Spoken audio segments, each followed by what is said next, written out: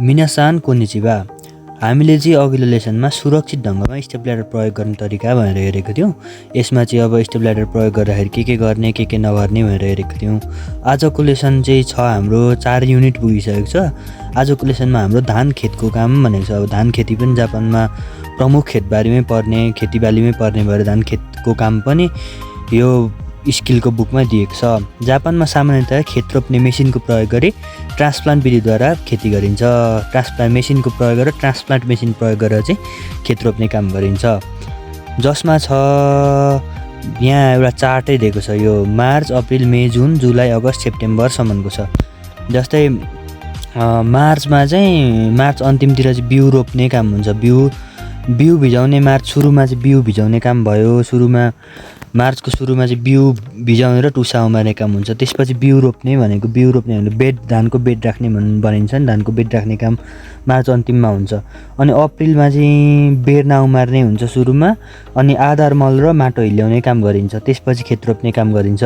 अनि मेमा के हुन्छ भने नयाँ डाँठ छुट्टिने सुरु हुने अवधि। नयाँ डाँठ छुट्टिन थाल्छ मेमा चाहिँ। अनि झारपात मार्ने विषादी प्रयोग पनि मेमै हुन्छ। त्यसपछि छ जुनमा छ खेतको माटो सुक्खा पार्ने काम गरिन्छ र बाला छुट्टिएपछि बाला मल पनि थप मल पनि हाल्ने काम गरिन्छ। अनि कलिलो बाला बन्ने अवधि पनि जुन अन्तिम र जुलाईको सुरुमा हुन्छ। र जुलाईमा के काम हुन्छ भने बाला लाग्ने अवधि चाहिँ जुलाई र अगस्तको बिचमा हुन्छ। अनि कलिलो बाला बढ्ने अवधि पनि जुलाईभरिमै हुन्छ। अनि अगस्तमा त्यही बाला लाग्ने अवधि अगस्त सुरुमा हुन्छ। त्यसपछि सेप्टेम्बरमा चाहिँ पाक्ने अवधि र बाली छङ्कल धान काट्ने काम गरिन्छ। सेप्टेम्बरसम्ममा चाहिँ धान काट्ने काम गरिन्छ। यो चार्ट यस्तो यो खासै इम्पोर्टेन्ट छैन। अनि 1 नम्बरमा चाहिँ बिउको तयारी। यो बिउहरूको तयारी कसरी गर्ने, कति डिग्री पानीमा भिजाउने भन्ने कुरा चाहिँ इम्पोर्टेन्ट छ। यो चाहिँ ध्यान दिएर हेर्नु होला। 1 नम्बरमा चाहिँ बिउको तयारी, बिउको संरचना भनेर भनेको छ। धानको बिउ एब्रियो एन्डोस्पर्मबाट बनेको खैरो चामल र त्यसको सुरक्षा गर्ने भुसबाट बनेको हुन्छ। एब्रियोमा अङ्कुरणपछि पात र जरा बन्ने अङ्गहरू हुन्छन्। एन्डोस्पर्ममा तिनीहरूको विकासमा आवश्यक पोषक तत्त्व सञ्चय गरिएको हुन्छ भनेको छ। अब यहाँ चाहिँ एन्डोस्पर्म भनेको चाहिँ यो भाग भयो, माथिपट्टिको भाग भयो। एब्रियो भनेको मुनिपट्टिको भाग भयो। अनि यो बाहिरको खबटा भनेको भुस भयो। चाहिँ यो भुसले चाहिँ धानलाई सुरक्षा दिने काम गर्छ। धानभित्रको एन्डोस्पर्म र एब्रियोलाई सुरक्षा दिने काम गर्छ। अब यहाँ के इम्पोर्टेन्ट छ भन्दा एब्रियोमा अङ्कुरणपछि पात र जरा बन्ने अङ्गहरू हुन्छन्। एब्रियोमा चाहिँ अङ्कुरणपछि पात र जरा बन्ने अङ्गहरू हुन्छन्। एन्डोस्पर्ममा तिनीहरूको विकासमा आवश्यक पर्ने पोषक तत्त्व सञ्चय गरिएको हुन्छ। यो कुराहरू थोरै हेर्नु होला। र बिउको कीटाणुशोधन भनिएको छ। जापानमा चाहिँ अब बिउ रोप्नुभन्दा अगाडि त्यो बिउलाई कीटाणुशोधन गरेर अनि मात्रै बेड राखेर त्यसपछि मात्रै खेतमा ट्रान्सप्लान्ट विधिद्वारा सार्ने कार्य गरिन्छ। धानको बिउमा टाँसिएको हाई टिप नेमातोडे, बाकाइने रोग, बिउको बोक्रा सुकाउने ब्याक्टेरिया रोग, धान मरुवा आदि जस्ता रोगहरूको कीटाणुशोधन गर्नुपर्छ। कुन रोगको कीटाणुशोधन गर्नुपर्छ भन्दाखेरि हाई टिप नेमातोडे अनि बाकाइने रोग, बिउको बोक्रा सुकाउने ब्याक्टेरिया रोग, धान मरुवा आदि रोगहरूको कीटाणुशोधन। यति चाहिँ धानको बिउबाट सुरु हुने रोगहरू हुन्। यिनीहरूलाई चाहिँ कीटाणुशोधन गरेर मात्रै यिनीहरूको बिउ रोप्नुपर्छ। र अर्को छ बिउ भिजाउने कार्य पनि गर्नुपर्छ। त्यो पनि एकदम इम्पोर्टेन्ट कार्यमा पर्छ। 10 दिन जति पानीमा डुबाएर राखे धानको बिउलाई पर्याप्त पानी सोचाउनुपर्छ। कति दिन भन्दाखेरि चाहिँ 10 दिन जति चाहिँ धानको बिउलाई पानीमा डुबाएर बिउलाई पर्याप्त पानी सोचाउनुपर्छ भनेको छ। पानीको तापक्रम 10 डिग्रीदेखि 15 डिग्रीमा 7 दिनदेखि 10 दिनसम्म सोचाउनुपर्छ। दैनिक औसत तापक्रमको योगफल 100 डिग्री जति हुनुपर्छ भनेको छ। अब यो बिउ भिजाउने कार्य कसरी गरिन्छ? यो एउटा भाँडामा अथवा ठुलो ड्रममा चाहिँ यहाँ पानी भरिन्छ। पानीको तापक्रम चाहिँ 10 देखि 15 डिग्री सेल्सियस हुनु पर्यो। अनि यो चाहिँ बिउ भयो एउटा बोराभित्र अथवा केहीमा बाँधेर चाहिँ बिउ चाहिँ त्यो पानीमा 10 दिन जति डुबाउने कार्य गर्नुपर्छ। नेपालमा चाहिँ यस्तो कार्य गरे बिउ भिजाउने कार्य खासै गरिँदैन। सिधै लगेर अब खेतमा जहाँ बिउ उमार्नु पर्ने छ तिनीहरू लगेर छर्ने काम गरिन्छ। अनि अर्को छ 4 नम्बरमा टुसा उमार्ने। बिउ रोप्नु अघिल्लो दिन 30 देखि 32 डिग्रीको तापक्रममा तातो बनाई टुसा उमार्नुपर्छ। टुसा पनि उमार अनि मात्रै बिउ छरेपछि त्यो बिउ एकदम मजाले जाग्ने भयो। अथवा एउटा बिउबाट 100% टुसा हान्ने भयो नि त। अनि 1 km जति टुसा निस्केको परेवाको छाती भनिने स्थिति बनाउनुपर्छ। परेवाको छाती भनिने स्थिति बनाउनुपर्छ। 1 km जति टुसा निकाल्नु पऱ्यो। अब टुसा उमार्ने चाहिँ कस्तो खालको चाहिँ करेक्ट हो त भनेर यहाँनिर देखाएको छ। यो अब सुरुमा हेर्दै अपुग भयो, यसबाट टुसा निस्केको छैन। अनि यो उचित ठ्याक्कै अब 1 km जति परेवाको छाती जस्तो भनेको छ नि त। यो 1 km जति निक्लेपछि यो उचित भयो। अनि यो चाहिँ बढी भयो। यो चाहिँ एक्जाममा आउँछ, यो एक्जाममा आउन सक्छ, यो हेर्नु होला। यो बढी भइहाल्यो, यो बाचु हुन्छ।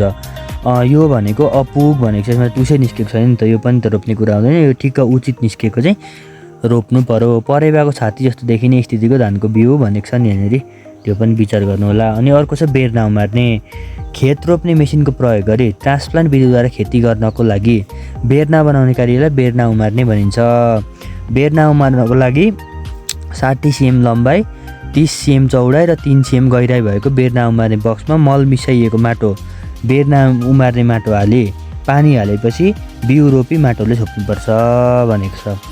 तरिका के छ भन्दाखेरि बेर्ना उमार्नको लागि चाहिँ 30 सेन्टिमिटर लम्बाइ, 30 मिटर चौडाइ, 30 सेन्टिमिटर गहिराइ भएको बेर्ना उमार्ने बक्समा मल मिसाएको माटो, बेर्ना उमार्ने माटो हाली पानी हालेपछि बिउ रोपी माटोले छोप्नुपर्छ भनेको छ। माटोले छोपेपछि नर्सरी क्याबिनेटमा वा ग्रिन हाउसमा इन्सुलेसन सामग्रीले छोपी बेर्ना उमार्नुपर्छ। बेर्ना उम्रेपछि ग्रिन हाउसमा लाइनमा मिलाएर राखी बेर्ना हरियो नभएसम्म छोपेर राख्नुपर्छ। ग्रिन हाउसभित्रको तापक्रमलाई ध्यान दिँदै पानी हाल्ने बेर्ना उमार्ने अवधिको 20 दिन 25 दिनमा कलिलो बेर्ना भनिने बेर्ना, 30 दिन 35 दिनमा मध्यम बेर्ना भन्ने बेर्ना बन्छ भनेको छ। अब यहाँनिर देखाएको छ यसरी ग्रिन हाउसमा बेर्ना उमार्ने कार्य गरिन्छ। यहाँ हेर्नुहोस् है, यहाँनिर ग्रिन हाउसमा लाइन बनाएर राखिएको बेर्ना उमार्ने बक्सहरू यहाँ बक्समा कति मजाले मिलाएर राखेको छ। यो बेर्ना उमार्ने कार्य चाहिँ हो। अब यहाँनिर बेर्ना किसिमहरू भनिएको छ। अब कलिलो बेर्ना र मध्यम बेर्ना भनेको छ। अब कलिलो बेर्नाको यहाँ हेर्नु खोलपात, यो चाहिँ बिउबाटै छुटिएर आउँदाखेरि पलाउने पात खोलपात भइहाल्यो। यो अपूर्ण पात, अलिक ठुलो खोलपातभन्दा थोरै बढेको पात। अनि यो पहिलो पात भयो, यो चाहिँ पहिलो उम्रेको पात भयो। यो माथिको दोस्रो पात भयो, निस्किने गरेको तेस्रो पात भयो। यो चाहिँ कलिलो बेर्नाको जस्तो हुन्छ। अब मध्यम बेर्नाको चाहिँ खोलपातहरू पनि छिप्पिसकेको हुन्छ। अनि पहिलो पात निकै माथि गइसकेको हुन्छ। त्यसपछि अनि दोस्रो पात पनि पलाइसकेको हुन्छ, तेस्रो पात पनि पलाइसकेको हुन्छ, चौथो पात पनि उम्रिँदै गरेको हुन्छ मध्यम बेर्नाको चाहिँ। जस एउटा पात बढी हुन्छ मध्यम बेर्नाको, चौथो पातसम्म निस्केको हुन्छ। र खेतको व्यवस्थापन भनेर 3 नम्बरमा दिएको छ। खेतलाई अब कसरी व्यवस्थापन गर्न सकिन्छ भन्ने कुरा 3 नम्बरमा दिएको छ। खेतको तयारी भनेको छ। ट्र्याक्टर रोटरीले खेत खनजोत गरी समतल बनाउनुपर्छ। पानी लगाएपछि खेत जोतेर माटोलाई नरम बनाउनुपर्छ। यसलाई माटो हिल्याउने भनिन्छ। हिल्याउने काम त नेपालमा पनि हुन्छ नि होइन। ट्र्याक्टर रोटरीले खेत खनजोत गरी समतल बनाउनु पर्छ। सुरुमा चाहिँ पानी लगाएपछि खेत जोतेर माटोलाई नरम बनाउनुपर्छ। यसलाई माटो हिल्याउने भनिन्छ। माटोलाई केही दिन छोडेर चाहिँ पानी हालेर केही दिन छोडेर माटोलाई नरम बनाउनुपर्छ। ट्र्याक्टरद्वारा माटो हिल्याउने भनेर फोटोमा पनि देखाइरहेको छ नि, रोटरी गरेर। 2 नम्बरमा छ मल हाल्ने। माटो हिल्याउनु अगाडि खेतको सम्पूर्ण भागमा मल छर्नुपर्छ। माटो हिल्याउनुभन्दा अगाडि नि खेतको सम्पूर्ण भागमा चाहिँ मल छर्नु पर्यो। खेत रोप्ने बेला मल हाल्ने विधि पनि छ। खेत रोप्ने बेलामा पनि मल हाल्ने विधि पनि छ। त्यसलाई रोपाइँ गर्दा मल हाल्ने भनिन्छ भनेको छ।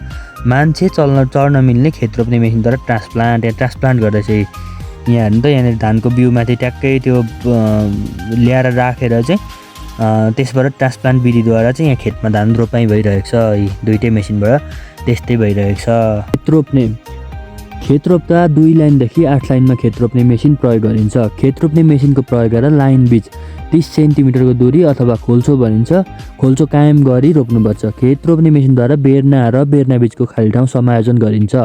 सामान्यतः 10 देखि 30 सेन्टिमिटरमा सेटिङ गर्नुपर्छ भनेको छ। खेत रोप्ने तरिका चाहिँ पानीको व्यवस्थापन। खेत रोपेपछि खेतमा पानी लगाई यसलाई सिँचाइ भनिन्छ। बेर्नाको सुरक्षा गर्नुपर्छ। नयाँ जरा र पात आउन थालेपछि खेतको पानी कम गरी नयाँ डाँठ छुट्टिने भनिन्छ। नयाँ डाँठ छुट्टिनेको सङ्ख्या नयाँ डाँठको सङ्ख्या बढाउनु पर्यो पानीलाई कम गरी। त्यसपछि विकास क्रमअनुसार खेतको पानी बाहिर बगाउने, यसलाई खेतको माटो सुक्खा पार्ने भनिन्छ। खेतमा पानी लगाउने गर्नुपर्छ। खेतको पानी बाहिर बगाउने, यसलाई खेतमा पानी लगाउने चाहिँ होइन, खेतमा पानी लगाउने गर्नुपर्छ चाहिँ यो मिस्टेक छ। खेतको पानी चाहिँ बाहिर बगाएर खेतलाई सुक्खा बनाउनु पर्यो नि त।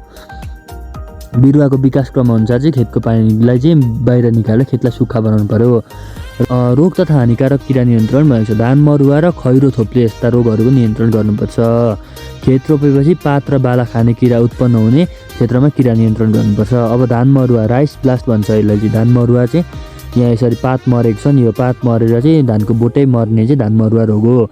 अनि पतेरो सोर्गम प्लान्ट बग भनेको छ, यो चाहिँ धानको बाला खाने किरा हो। यो चाहिँ यसलाई पनि नियन्त्रण गर्नु पर्यो। थप मल भनेको छ धानको बाला निस्किनु 15 दिनदेखि 25 दिनतिर स्पाइकलेटको विभाजन वृद्धि भई पहिलेको अवस्थामा फर्किन नदिनको लागि नाइट्रोजन र पोटासियम मल थप्नु, बाला मल थप्नुपर्छ।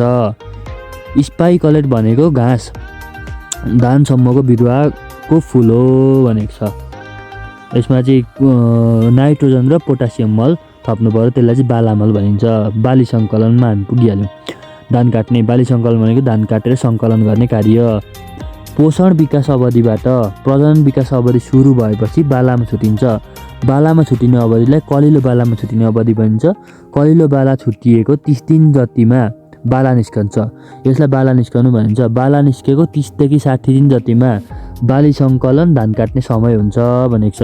बाला निस्केको 30 दिनदेखि 60 दिन जतिमा चाहिँ बाली सङ्कलन गर्ने समय हुन्छ। धेरै जसो क्षेत्रहरूमा कम्बाइनले बाली सङ्कलन गरिन्छ। कम्बाइन भनेको धान काट्ने मेसिन। कम्बाइन भनेको धान काट्ने मेसिन र धान चुट्ने मेसिन दुवैलाई एउटैमा समेटिएको मेसिन। धान काट्ने र धान चुट्ने र धान मात्र लिएर जाने परालहरू त्यो भुसाहरू तिनीहरू फालिदिने मेसिन हो। सामान्यतया जापानमा हेड फिटिङ कम्बाइन प्रयोग गरिन्छ। हेड फिडिङ कम्बाइनद्वारा बाली सङ्कलन भनेको छ। यहाँ बाली सङ्कलन गरेको देखाउँदैछ नि होइन।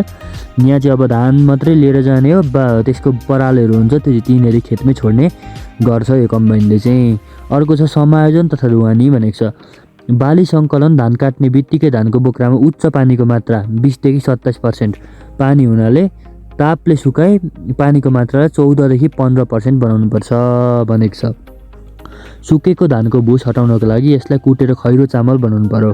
त्यसपछि खैरो चामलबाट ढुटो हटाउने तथा समायोजन कार्यहरू गरेपछि 30 केजीको चामलको प्याकेट वा फ्लेक्सिबल कन्टेनर ब्यागमा हाली ढुवानी गरिन्छ भनेको छ। अब ग्रेन ड्रायर, यो ड्रायरद्वारा चाहिँ धानको चाहिँ त्यो धानमा भएको पानीको मात्रा सुकाउने कार्य गरिन्छ।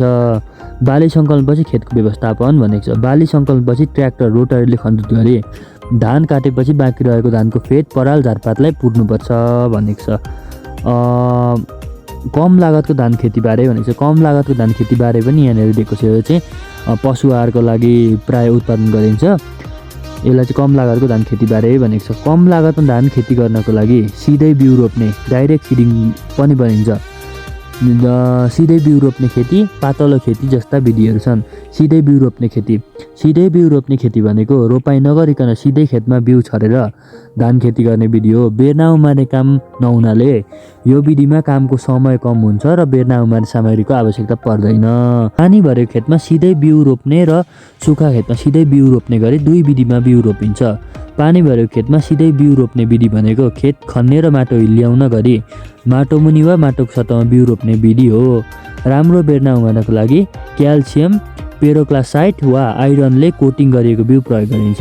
सुक्खा खेतमा सिधै बिउ रोप्ने विधिमा सुक्खा स्थितिमा बिउ रोपी बेर्ना उम्रेपछि पनि बारीकै अवस्थामा राखी त्यसपछि पानी भरिन्छ। बिउ रोप्ने मेसिन जस्ता गाउँबारीमा प्रयोग गर्ने मेसिनहरू यहाँ पनि प्रयोग गर्न सकिन्छ भनेको छ।